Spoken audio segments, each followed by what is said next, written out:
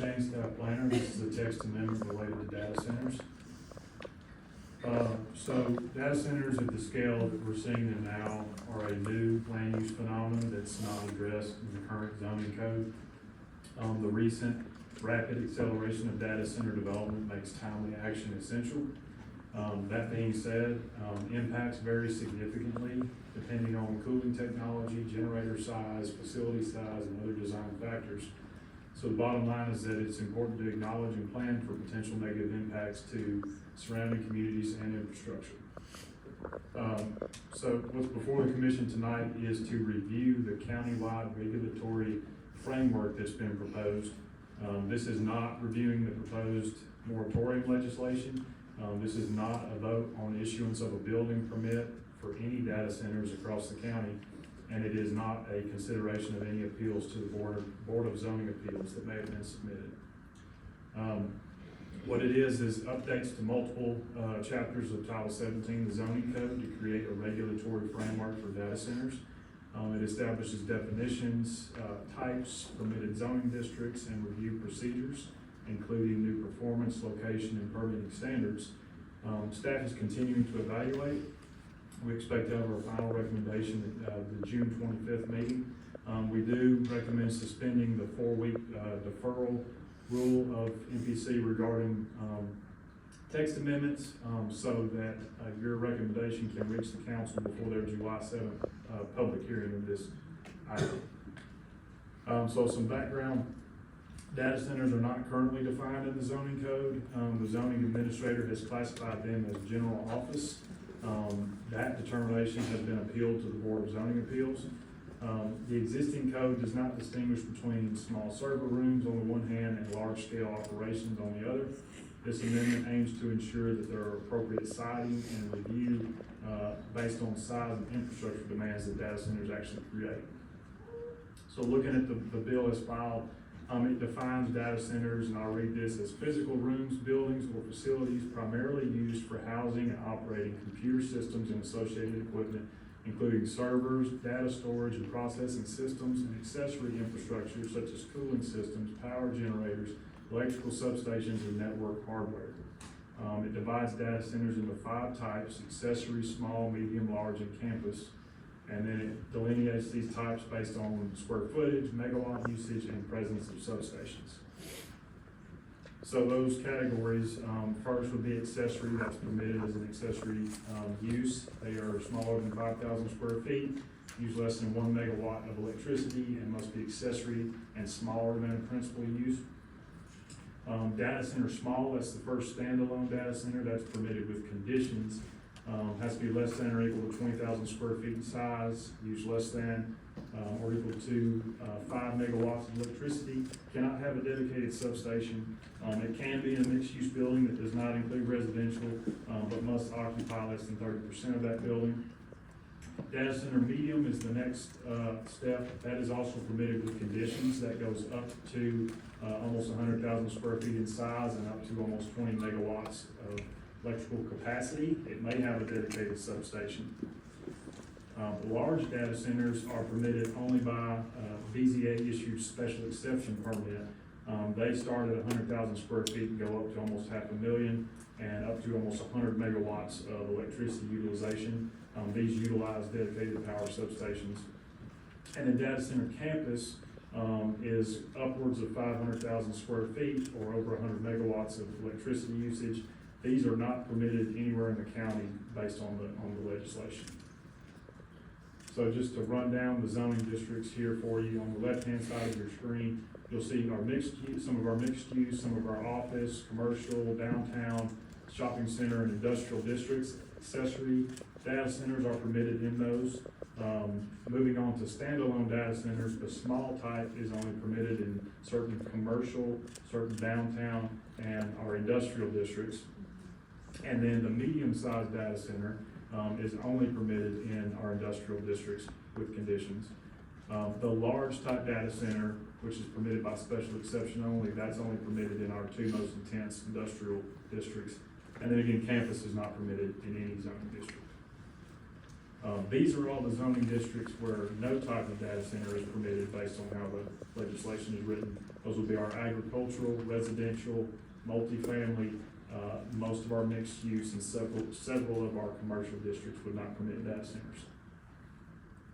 So looking at the bill, it specifies conditions for permitting data centers. It specifies the special exception requirements the BZA has to evaluate. These include standards for location, design, environmental impact, screening, noise, and parking. It requires NES review, water capacity verification, noise, transmission, electrical transmission studies, and sustainability plans updated every year from the data centers. So in our analysis, which is still ongoing, you find that 5-category framework does improve differentiation in the code for data center impacts. We're continuing to review the size and megawatt thresholds and the potential performance-based criteria. These include separation distances from residential uses, daycare homes, daycare centers, religious institutions, community education uses, parks, zoos, and other data centers. For the small data center category, this distance is 100 feet from these uses. For the medium data center, it's 500 feet separation. And for the large data center, it's 2,640 feet or a half mile of separation. So we did some GIS analysis just to look at how that shakes out on the map. So across the county, these are the areas based on zoning and separation buffers where small, medium, and large data centers would be permitted. Note that these areas have not been evaluated for water or electric availability. This is just an example of a sensitive land use, in this case a park or cemetery, and the buffering distances that go around it. So a large type data center would not be allowed anywhere in that orange, red, or yellow area. And just to note, this area is otherwise an industrial area, but based on that sensitive land uses presence, there would be no large data center permitted here. Cockrell Bend is one of the areas where large data centers would be permitted, and you can see here an industrial parcel zoned appropriately that's over the half-mile distance required from a residential use, and that's why a large data center could be permitted. The other area of the county where it might be permitted based on how the legislation is written is in the southeast corner, but you can see the very small area based on the distance buffers as they're written would severely limit where it could be placed. Another industrial area in Old Hickory, though this is an industrial area, there would be no data center allowed on this parcel in particular of any size because it's only 40 feet from a parcel line of a park. And then in many of our intense mixed-use districts, it would be very difficult for data centers to locate. Here, this parcel is 60 feet from a residential tower in our downtown. If the distance buffers were removed, the availability of land for large data centers would drastically increase as shown on this map. So analyzing separation distances between data centers. So based on our Peer City research, we found it somewhat unusual to require separation between data centers. Tucson and Louisville, the regulations they're considering do not include separations between data centers. Atlanta, who's had regulations for a couple of years now, they have separations only in one of their neighborhood overlay districts. St. Louis, who is considering comprehensive regulations similar to ours, is requiring just 300-foot separations between data centers and just their downtown and commercial districts. Urban Land Institute points out that clustering is generally encouraged. They point to Loudoun County, Virginia, where shared infrastructure can sometimes decrease costs and actually limit the spread of data centers. Moving on to operational requirements that are in the ordinance. These include requirements for closed loop cooling, limits on generator time of usage and the continuous nature of the use, emission limits in line with Tier 4 of what the EPA puts out, decibel noise limits, equipment placement restrictions, and annual reporting requirements. So staff is continuing to evaluate all this, including the prohibition on campus scale centers. We're continuing to coordinate with other metro agencies, Metro Legal, and the legislative sponsor, for any needed, refinements.